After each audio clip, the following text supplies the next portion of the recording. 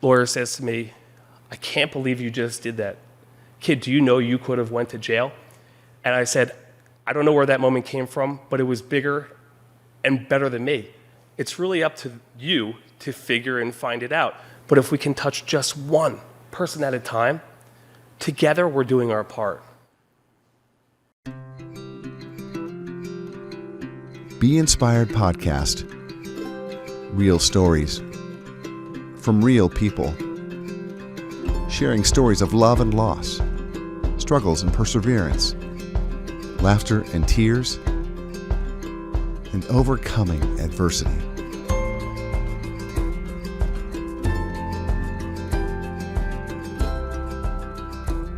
On this episode of Be Inspired, a member of the Be Inspired family has chosen this season and this episode to share his personal story. Hi, I'm Bert Barron. And I'm Lisa Anderson. And we welcome you to a very special Be Inspired. Lisa, was it your idea to interview our boss on today's episode? Do you realize you're risking both of our jobs by agreeing to this interview? I hope you're aware of that. I thought it was your idea. Oh, no. Let me just say for the record, any bad questions or bad ideas, it all came from her. Just want to make sure the boss is on an even keel with me. Got to keep him happy. Yeah, but on this episode of Be Inspired, our guest, and I'm so honored to have the chance for him to tell his story here today. He is the founder of Miracle Express and also the creator of MRD Productions, which is responsible for creating great content, programs called No Filter, Shades of Havana, and this very program as well, Be Inspired. It is wonderful to have a few moments and have him here share his story with my boss and my very good friend, Michael Doyle. Michael, welcome to your own show, I guess. I've never had to do that before, but welcome to the program you envisioned. Well, I thank you, Bert, and I thank you, Lisa. Thank you. It's been an honor, from the start of knowing you two back from the start of the radio days when I was in selling advertising.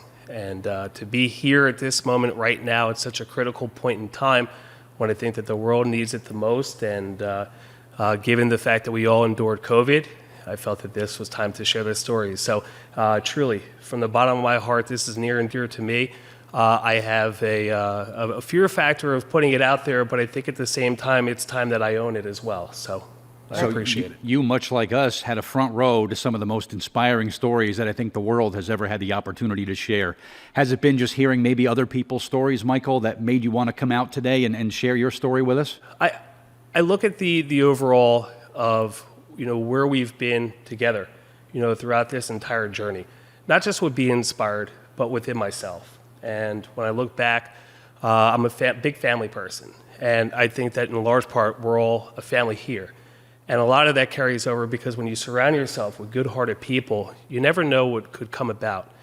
And growing up from divorced parents, it was difficult for any divorced child, or in this case, it was my sister and I. My mother, in now looking back at it from where I am now, my mother ended up marrying her high school sweetheart, and she couldn't be in a better position than where she is now. And I couldn't be more happier for them. But you look back, to those experiences and to those years where, in my case, I was a big pain in the ass, and I caused a lot of chaos for my stepfather because it was like, hey, you're not my dad. And now, when I look back, there are things that I wish I could take back, but it's those experiences from where I was that have made me into who I am. And when you think about life in general, the most precious gift we have is time. And at an early age, I was in college, I was down at Rowan University, and I was hit with a phone call. And my mother told me, she goes, hey, are you sitting down, as most those type of emergency situations are? Your brother was diagnosed with kidney disease. And I don't know if you want to come home, but I think you should come home, or make sure you don't go out and drink there that night. And if you do, I know it's a lot. We don't know what the future is going to hold for him. We're going to continue to go through testing. But what that's taken place, we don't know, but we'll find out. And I just want you to know I love you. I came home, and I started to watch my mother take my brother back to the different doctors and trying to figure out exactly where, and with what they were giving information back and with how everything was starting to develop. And my sister, shortly after, was diagnosed with cancer, non-Hodgkin's lymphoma. And at this point, watching my mother already in disarray with my stepfather, and my stepfather was one of the second or third day response people for digging in 9/11, where he was having health complications himself with lung damage. They didn't have the masks. Our family went from being a complete solid family to being completely flipped upside down. And I remember driving with beer, and actually not beer, but vodka, in my car saying, I don't want to live anymore. How can you go from such a strong place and have such value on family and everybody being there, and I was trying to figure myself out during that time. I'm a kid. I'm an older kid, but I'm a kid. And I remember coming back and watching my mother cry to my stepfather and run my sister to the cancer treatments, and my sister being sick and throwing up in these bags. And I kept on saying, like, why me? Why us? Out of all the people that are out there, not that I would ever will anything on anybody else, but why did I have to go through this? I'm trying to figure out my own self out. And there were dark times to where, luckily, I wasn't hit at that time, with a DUI, which I did end up 6 months after, getting or receiving. And I sat there, and rather than contributing to being a part of being a solution to the problem, I then added additional problems to my mother, to my stepfather, and it was unfair. And looking back at myself back then, I wish I could have done or had done things differently to help be a playing part or contributor. But it was in those moments and defining moments to where I said, what is going on? Everything that felt so solid was now just So quickly. gone so quickly. Yeah, overnight. Overnight. Yeah, and that's what I think is so important to get through to people, is that things can change in an instant. We learned that too this year. And you have to kind of get to a place, and I wonder if you did, where you forgave yourself for not knowing, how to act or how to handle it at the time. As a matter of fact, I still go through it each and every single day. As I continued to evolve and I found jobs, I lost my license for 2 years.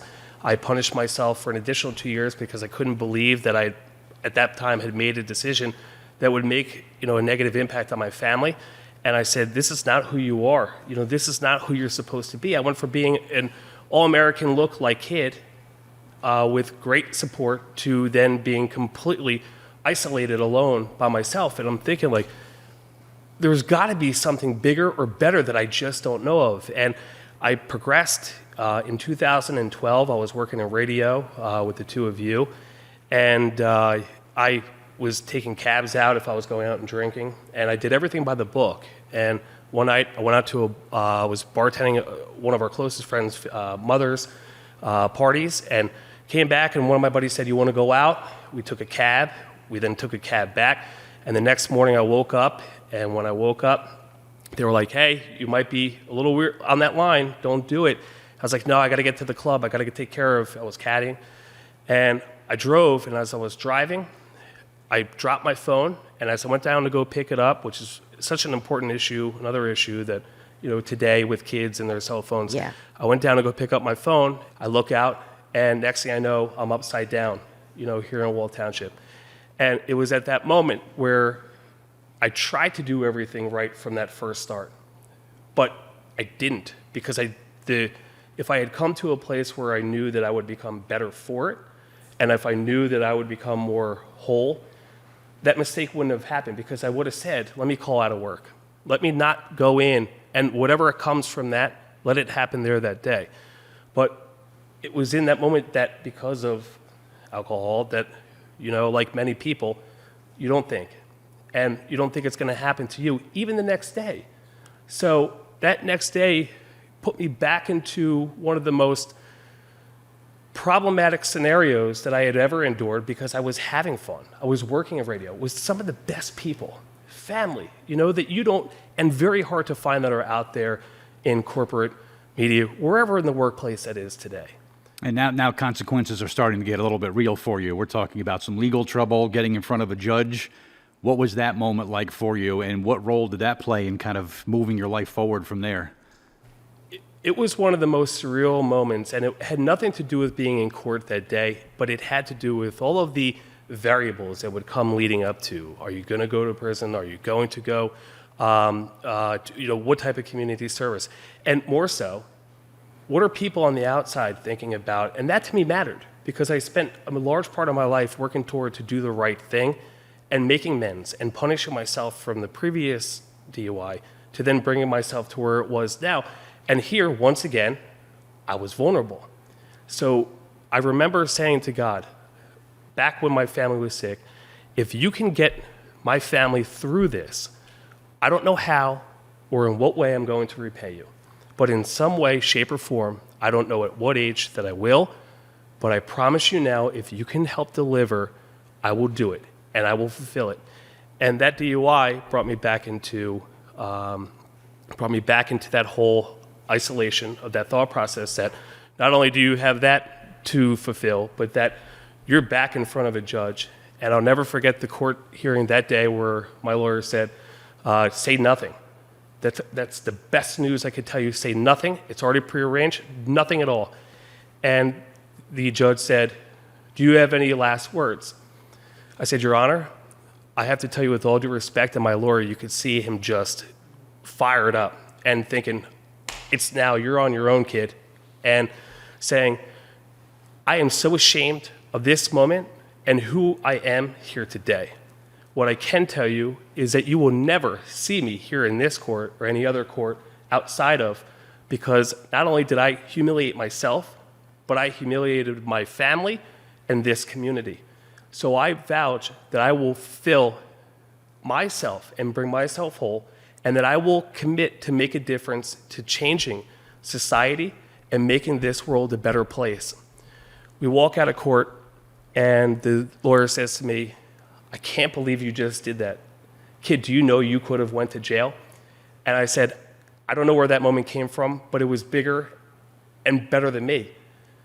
And when we went on, I moved to Hoboken, obviously with losing the license and having to figure myself out, and that's where, life had led. And sometimes I have to say, it's so important that we all think that we are the driver at the driver wheel. And sometimes, and in most cases, we're not. Sometimes life has a bigger path or bigger vision for what you even have in store for yourself. And I didn't know how I was going to get there, but that's where I was. So, Looking back now, would you have still created these shows and Miracle Express had you not gone through that, Michael? I was living in New York City, and I had first trademarked No Filter Comedy Show, and I spent a year investing in, running the streets, pounding the pavement, trying to get anybody that I quite possibly could to answer my call, see me in person. And we had one of the biggest movements, like, what is this No Filter show?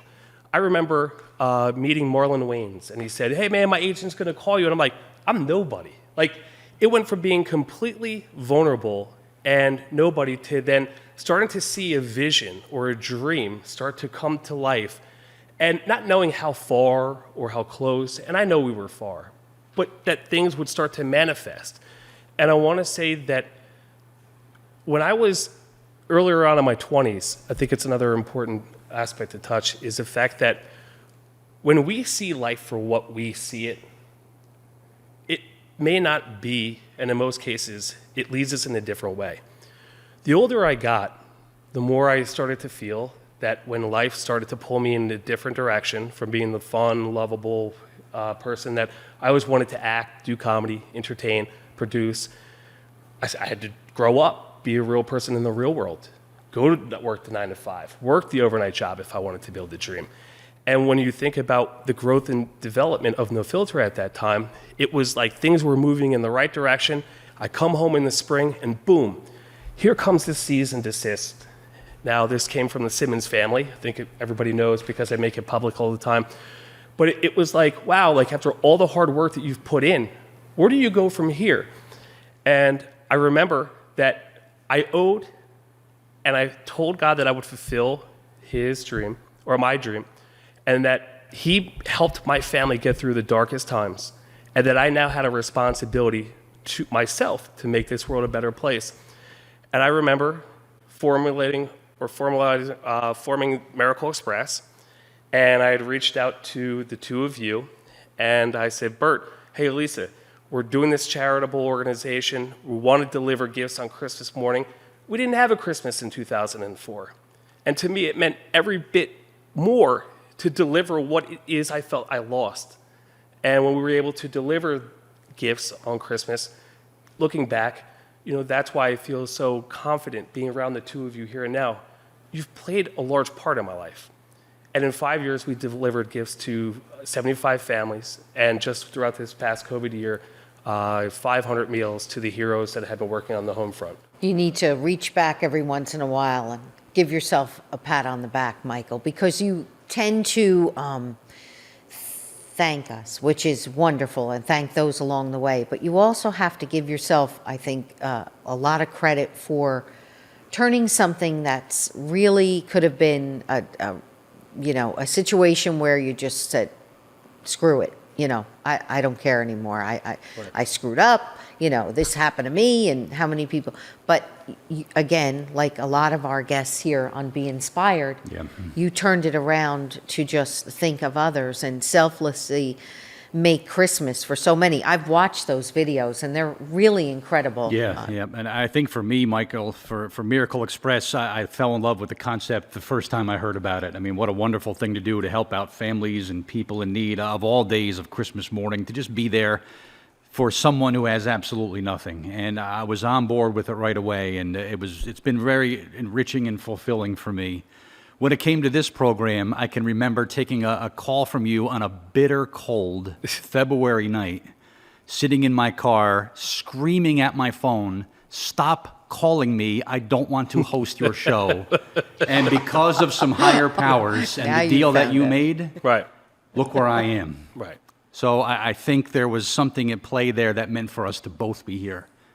And I mean Yes. that sincerely. Wow. Boy, was I mad. Well, But I never could knew not. that. I had to be here. I just couldn't. Well, As much as I resisted, you wouldn't let me go. Well, So I yeah. had to be here. Well, it's funny because you mentioned receiving that phone call, and we bring up Miracle Express, and we talk about the deliveries of surprising these families. And in those moments of being able to bring joy and smiles to these kids, and their parents are in disarray, they don't know how they're going to get through Christmas, and boom, through the door we come. We have 12 people carrying boxes. It was so surreal, and I said to myself, there's got to be something or a spin on this. And I remember going back to my apartment there that night, and I said, hold on, there's something in front of you, but you don't know what you have. And I remember going onto my computer, and I took your interview, Bert, and Lisa, and I played the two of your voices together on my computer, and I would go back, and I would replay it again, and then I waited 2 days, and I went back again, and I played your voice, and I played Lisa's voice, and I said, this is it, but now what's the name of the show going to be? And I didn't know. We continued to kick around the idea. One of my largest partners, mentors, fathers, influences in my life, Erwin Sternberg, said, Michael, if you want to run with this idea, and we'll go out and we'll create it. And he's been such a large part of carrying me through this journey, especially at my lowest of lows. Because when you're forced into a situation where you can't control, it's really up to you to figure and find it out. Back then, I would have told myself to listen to your intuition, follow your heart. And if I could have followed my heart, and if I would have had the confidence that I would have seeked out by not having a father back then, I would have been further along than where I am right now. But where I am right now is in a very special place because I'm surrounded by the two of you. And I know that with being inspired, not just with who we inspire by who comes out and is a part of this wonderful set or team or that is out there listening, but if we can touch just one person at a time, together we're doing our part. Yeah. So I thank you two. This is just about the moment, Michael, where you would stand behind the camera and do this to me and wrap it up. So I think maybe it's just about time we wrapped it up. But some final thoughts on what the last 10 years of your life I think that anybody that has a vision and a dream, you have to follow it. I think that if you continue to go through and if you lack security or if you have insecurities, that you have to block them out. You have to find the right people. You have to surround yourselves with the visionaries who are going to support you, even when they might not even believe in it. I've been very fortunate to have come across one of my best friends, another mentor, and the backbone of all 3 shows in Rod Weber. I love him. I love him as a brother. I love him as a friend. He is everything to me. And I think that if you can follow your heart and find people that are willing to help make that vision or that dream come to life, anything is possible. And now going forward, we're going to have 2 shows up and running with Be Inspired podcast, and we're going to have No Filter Comedy Show with the release after 6 years that we came through finally on top. And we're going to be picking back up with Shades of Havana. So where you are, where you were, where you are, and where you're going are 3 completely different things. I was always inspired by my Uncle Irwin, as I said, throughout the years, who worked with Jimmy Valvano, with the Jimmy V. Ties. Don't give up. Don't ever give up. I hit bottom. I know what it's like to endure the hardest of times. And through this, out of bad came good. So knowing that is just believe in yourself, know that you can make the difference, you can be the change and lead the change, going, and you can take yourself anywhere. So I thank you 2 from the bottom of my heart for bringing me out, and I thank you for believing in this, as we all are part of this venture together as partners, co-producers, and so forth. And I thank Rebecca and Miguel and Irwin and Rod for being a part of this journey as well. So thank you for having me on. Yeah, well, Michael, it takes a special person to be able to tell their story in the way that you did. So I salute you for your courage and your bravery. And hey, now you're my boss too, which is kind of cool. So thank you so much for being a guest on the show you conceptualized. So thank you for being here. And thank you for giving hope to those who have lost their license, that it doesn't have to be, the end of life as you know it. I know it's been a really long time, and you've made the lemonade out of lemons. So for those folks out there who, were in the position you are, what would you say to them? I would say never give up. I hired a life coach who, the past 4 weeks, she said, Michael, you don't see how far you've come, and maybe you should pat yourself. And I said, because I have to keep going. Every day I live with a drive in my heart, and it's near and dear because of the experiences that I've put myself in and my family in, that I have to keep going. And I now have a responsibility to all of us, to continue to lead this movement. And I only can hope that aside of inspiring people to change and to not give up, is that opportunities come to those who work for it. And you just have to stay focused. And that's where I am. So I hope that where we are and where we're going to go will be magical. I believe it will. But no, thank you. Absolutely. Thank you, Michael Doyle. Glad to be a part of it. I'm Bert Barron. And I'm Lisa Anderson. And you've been watching Be Inspired.